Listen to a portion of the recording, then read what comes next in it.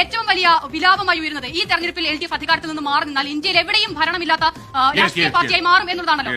CPIM എന്ന് പറയുന്ന രാഷ്ട്രീയ പ്രസ്ഥാനം, ഇടതുപക്ഷം എന്ന് പറയുന്ന രാഷ്ട്രീയ പ്രസ്ഥാനം, അവരുടെ അസ്തിത്വം എന്ന് പറയുന്നത് എവിടെയെങ്കിലും അധികാരത്തിലുണ്ടോ, ഭരണം നിർവഹിക്കുന്നുണ്ടോ എന്നതൊന്നും നോക്കി അടിസ്ഥാനപ്പെടുത്തിയല്ല. ആ പ്രസ്ഥാനം രൂപപ്പെടാൻ, അത് ഈ നിലയിൽ കാണുന്ന രാഷ്ട്രീയ സംഹിതയിലേക്ക് പരുവപ്പെടാൻ പോലും കാരണം എന്താണെന്നുള്ളത് നമുക്കറിയാം. ചരിത്രാതീത കാലം മുതൽ അത് തന്നെയാണ്. ഒരു കാര്യം കൂടി ഇപ്പോൾ ഈ വർത്തമാനകാല ഇന്ത്യയുടെ ഒരു സാഹചര്യം കൂടി ചേർത്ത് ഞാൻ അതിനെ വിശദീകരിക്കാം. ഇപ്പോൾ ഇന്നലെ മെയ് ദിനമായിരുന്നു, തൊഴിലാളി ദിനമായിരുന്നു.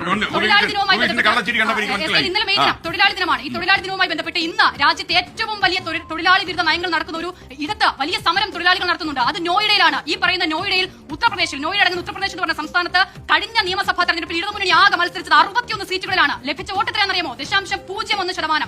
കർഷക സമരം നടന്നു ഈ രാജ്യത്ത്. കേന്ദ്ര സർക്കാരിന് എല്ലാ നിലയിലും അവർ തീരുമാനിച്ചുറപ്പിച്ച കാര്യങ്ങളിൽ മുന്നോട്ട് പോകുന്ന ഒരു സർക്കാരിന് തീരുമാനത്തിൽ നിന്നും പിന്മാറേണ്ടി വന്നു. ആ കർഷക സമരത്തിന് നേതൃത്വം കൊടുത്തതാരാണ്? ഇടത് പ്രസ്ഥാനങ്ങളാണ്. കർഷക സമരം കൊടുമ്പിരി കൊണ്ട് ഡൽഹിയിൽ എത്രയാണ് CPIMന്റെ വോട്ടിംഗ് പെർസെന്റേജ് എന്നറിയാമോ? 0.01%. പഞ്ചാബിൽ ആകെ കിട്ടിയത് 0.1%. അപ്പോൾ ഈ പറയുന്ന ഇത്ര വലിയ സമരങ്ങൾക്ക് നേതൃത്വം കൊടുത്ത സംസ്ഥാനങ്ങളിൽ ഒന്നും ഈ വോട്ടിംഗ് പെർസെന്റേജ് ആണ് ഇടതുപക്ഷം എന്ന് പറയുന്ന രാഷ്ട്രീയ പ്രസ്ഥാനത്തിലുള്ളത്. അപ്പോൾ അതുകൊണ്ട് ഭരണം എവിടെയും ഇല്ല എന്നത് ഇടതുപക്ഷ പ്രസ്ഥാനത്തിന്റെ അവരെ വിലയിരുത്താനോ ഇനി എന്താകും അവരെന്ന് വ്യാഖ്യാനിക്കാനുള്ള ഒരു സൂചികയല്ല.